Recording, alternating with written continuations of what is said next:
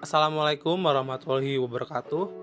Halo semua, kenalin nama aku Gegir Prasetyo Utomo dengan NIM 082011233067. Aku dari Prodi Matematika.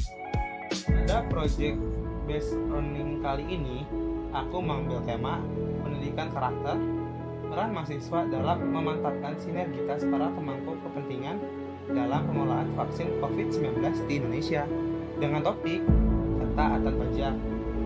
Dan untuk judul project based learning aku adalah insentif pajak di masa pandemi COVID-19.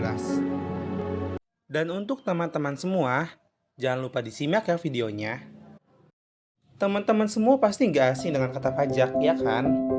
Nah, di sini aku ingin menjelaskan terkait pengertian pajak. Pajak menurut Undang-Undang Nomor 16 Tahun 2009 adalah kontribusi wajib kepada negara yang terutang oleh pribadi atau badan yang bersifat memaksa berdasarkan undang-undang dengan tidak mendapat timbal balik secara langsung dan digunakan untuk keperluan negara bagi sebesar-besarnya kemakmuran rakyat. Dari pengertian ini dapat diketahui bahwa kita sebagai warga negara Indonesia wajib memperhatikan dan membayar pajak. Akan tetapi, sejak adanya pandemi COVID-19, perpajakan di Indonesia mengalami hambatan karena baik masyarakat maupun perusahaan juga sedang mengalami krisis keuangan sehingga tidak bisa membayar pajak. Oleh karena itu, pemerintah mengeluarkan kebijakan agar perpajakan di negara kita bisa terus berjalan.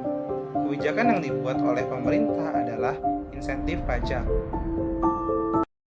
Insentif pajak menurut UNCTAD atau United Nations Conference on Trade and Development merupakan segala bentuk insentif yang mengurangi beban pajak perusahaan dengan tujuan untuk mendorong perusahaan-perusahaan tersebut untuk berinvestasi di proyek atau sektor tertentu.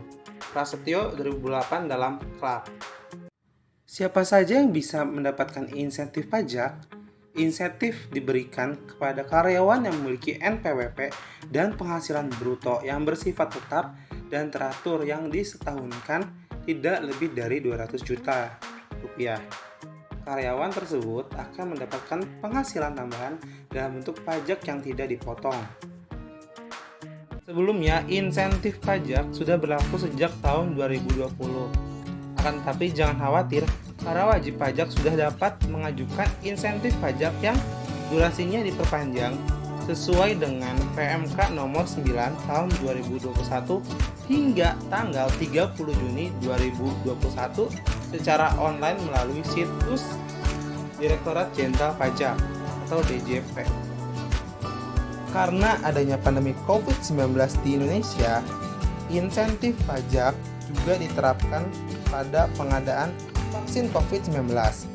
Hal itu dinyatakan langsung oleh Presiden Indonesia, Bapak Joko Widodo, yang mengisyaratkan memberikan insentif atau fasilitas perpajakan untuk pengadaan vaksin corona atau COVID-19 di Indonesia. Fasilitas ini berlaku untuk pengadaan berupa tarif keluar masuk hingga peralatan vaksin. Ketentuan ini tertuang di Peraturan Presiden Nomor 99 Tahun 2020 tentang pengadaan vaksin dan pelaksanaan vaksinasi dalam rangka penanggulangan pandemi Coronavirus Disease 2019 atau COVID-19. Peraturan ini ditandatangani Bapak Joko Widodo pada tanggal 5 Oktober 2020 dan berlaku sejak diundangkan pada tanggal 6 Oktober 2020. Setelah ini akan ada cuplikan video terkait pembagian insentif kepada para tenaga kesehatan yang ada di Indonesia. Harap disimak ya. Insentif untuk tenaga kesehatan sudah mulai dibagikan. Dari total 5,3 triliun rupiah, sudah dibayarkan sebesar 1,285 triliun rupiah, termasuk tunggakan insentif Desember 2020. Jadi setara total dari pagu anggaran yang masuk di dalam DIPA, Badan BPSDM, 5,3 triliun, ini sudah disetujui dibayarkan 1,28 triliun. Jadi ini adalah anggaran 1 tahun, jadi sampai bulan April ini kami sudah membayarkan 1,285 triliun. Di antara tenaga kesehatan yang sudah menerima insentif ini adalah yang bertugas di Rumah Sakit Darurat COVID-19 Wisma Atlet. Sebagian bahkan mengaku sudah menerima insentif hingga April 2021. Total insentif 87,11 miliar rupiah sudah dibagikan kepada 12.015 tenaga kesehatan.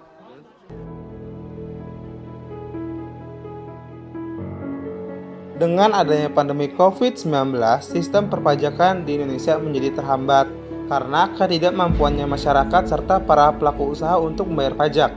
Kebijakan intensif pajak meningkatkan para pelaku usaha maupun masyarakat dalam membayar pajak dan juga membantu pemerintah dalam membangkitkan perekonomian negara kita yang mengalami krisis karena adanya pandemi COVID-19. Saya sebagai penyusun dari video ini menyatakan bahwa 1.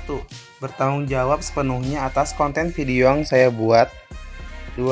Seluruh isi konten memiliki tujuan untuk memberikan pengetahuan baru kepada para penonton dan mengembangkan karakter bangsa melalui pengetahuan, keterampilan, dan sikap. 3.